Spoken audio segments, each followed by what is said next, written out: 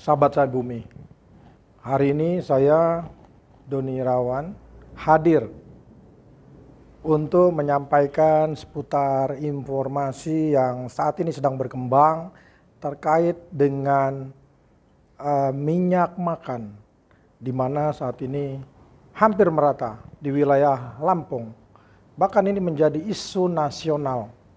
Beberapa temuan dari kepolisian maupun dinas perdagangan kabupaten kota maupun pemerintah daerah menemukan beberapa tempat yang disinyalir menimbun minyak makan atau minyak goreng.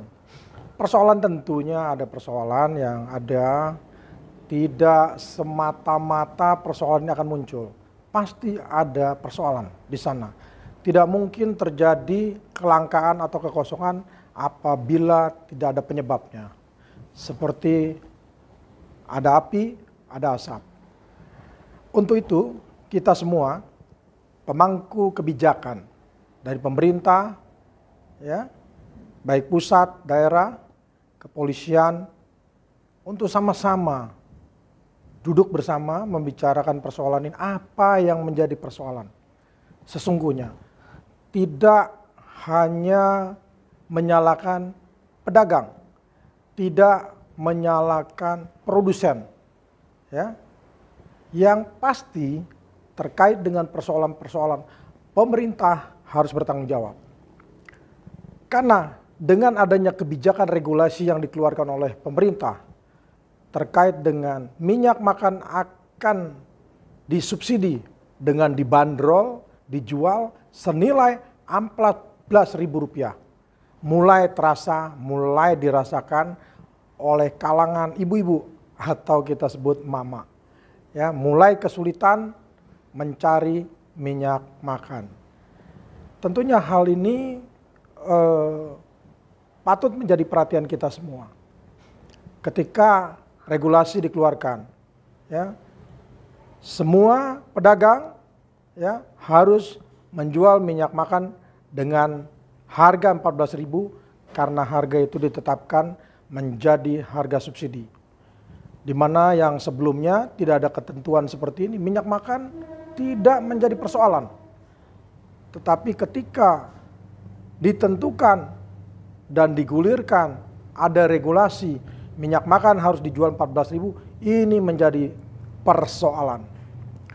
Hasil pengamatan dan pemantauan kami bahwa mulai adanya pembatasan, ya, harga menjadi harga Rp14.000, produsen yang kami dapatkan informasi bahwa ini akan ditanggung selisihnya oleh pemerintah. Tentunya produsen dalam hal ini tidak akan gegabah menjual minyak makannya dengan harga Rp14.000 kalau pemerintah jelas memberikan subsidinya dengan tepat waktu atau janji yang jelas. Mereka akan memproduksi minyak makan ini dengan jadwal yang terukur atau dengan jumlah yang banyak. Asalkan harga subsidinya betul-betul ditanggung oleh pemerintah. Nah, di sini mulai terasa bahwa minyak makan hilang akibat produsen tidak berani membuat ataupun menyuplai kepada distributor ataupun ke agen, sehingga peredaran minyak makan di tengah masyarakat menjadi tersumbat ataupun hilang. Jadi pengamatan kami dari media Saya Bumi bahwa minyak makan tersebut karena ada sumbatan awalnya adalah terkait subsidi. Kita mohonkan kepada pemerintah pusat ambil langkah cepat. Kalau tidak, ini menimbulkan persoalan baru di tengah masyarakat. Pedagang mohon juga tidak disalahkan, karena mereka tidak akan mungkin menyimpan barang kalau barangnya banyak. Informasi yang kami gali di lapangan bahwa bukan mereka menyimpan barang, tetapi kebiasaan mereka adalah mempunyai pelanggan-pelanggan tertentu. Kalau misalkan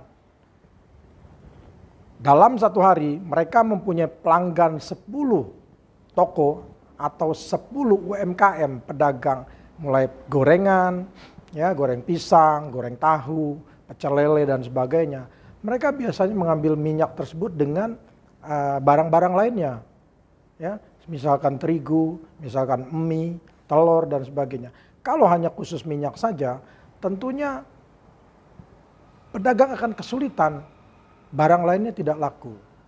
Nah, untuk hal tersebut mereka bukan sengaja menyimpan, tetapi menyisihkan untuk pedagang atau pelanggan mereka yang lainnya. Nah, di sini dengan mudah para pejabat ataupun siapapun menuduh, ya, dengan cepatnya bahwa adanya penimbunan. Ya, jadi mohon juga kepada kita semua untuk juga melihat akar persoalan minyak goreng ini dengan utuh.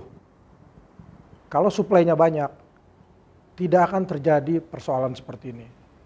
Ya, tetapi suplainya terbatas, maka akan muncul soal-soal seperti ini.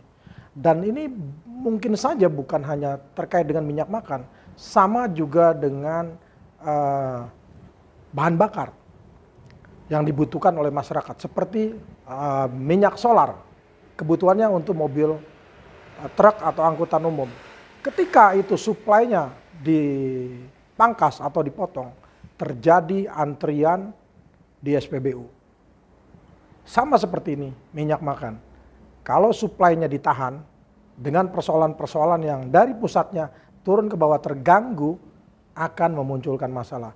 Jadi kita berharap kepada pemangku kebijakan jangan terburu-buru melakukan tindakan bahwa ini termasuk tindak pidana. Ya, harus betul-betul diteliti.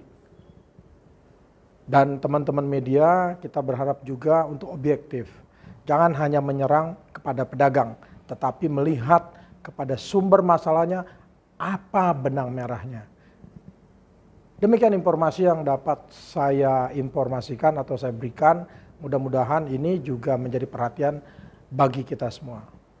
Salam sehat.